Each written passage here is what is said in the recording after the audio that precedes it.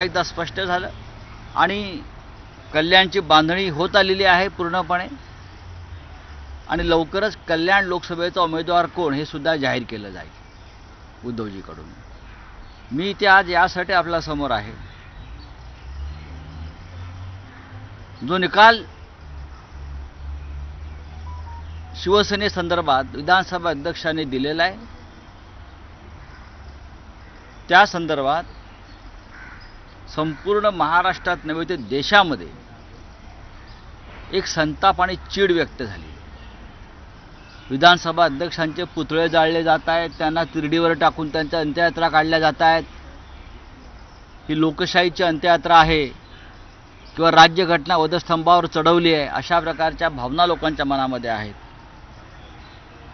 अत्यंत खोटेपणाचा कळस म्हणजे हा निकाल आहे। महाराष्ट्रामध्ये कधी विधानसभा अध्यक्षांची अंत्ययात्रा निघाली नव्हती। विधानसभा अध्यक्षपद हे एक संविधानिक पद आहे। या पदावरील व्यक्ती ही कधी पक्षपाती नसते, निष्पक्ष असते। पण राहुल नार्वेकर यांनी सर्व मर्यादांचं उल्लंघन केलं। आज मी सामनात ते लिहिलंय। या सगळ्याची चिरफाड करणारी एक महापत्रकार परिषद हे का घडत आहे? विधानसभा अध्यक्षांची अंत्ययात्रा का निघते आहे? विधानसभा अध्यक्षांना तिरडीवर टाकून लोक स्मशानाकडे का निघालेले आहेत? हे चित्र जरी महाराष्ट्राला शोभणारं नसलं तरी का घडत आहे? या संपूर्ण निकालाची चिरफाड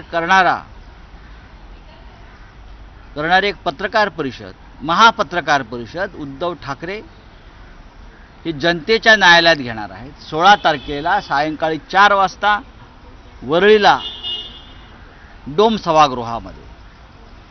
सभागृहामध्ये अनेक मान्यवर उपस्थित असतील,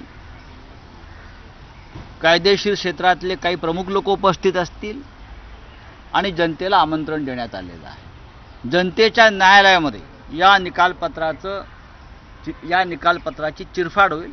या संदर्भात अधिक माहिती स्वतः आम्ही उद्या पुन्हा एकदा ही तर अधिकृतच आहे, पण स्वतः उद्धवजी सुद्धा त्याच्यावर चर्चा करतील, आपल्याशी बोलतील। पण देशातल्या इतिहासातली अशी खुली पत्रकार परिषद ही प्रथमच महाराष्ट्रामध्ये डोम सभागृहात माननीय उद्धव ठाकरे घेत आहेत जनतेसमोर। बोला। पक्ष राहिला नाही म्हणून दौरा करत आहे उद्धव ठाकरे। पक्ष आहे म्हणूनच दौरा होतोय। पक्ष जागेवर आहे, कार्यकर्ते जागेवर आहे, शिवसैनिक जागेवर आहेत। त्यांना मार्गदर्शन करण्यासाठी दौरा होतोय। तो मुख्यमंत्री काय बोलतोय? तुमचा पक्ष कुठे आहे? चोरलेला, चोरीचा माल, हपापाचा माल, तो तुमचा पक्ष। हिम्मत असेल तर स्वतःचा पक्ष उभा करा, स्थापन करा आणि मग बोला। चोरलेल्या पक्षावर डिंग मारू नका।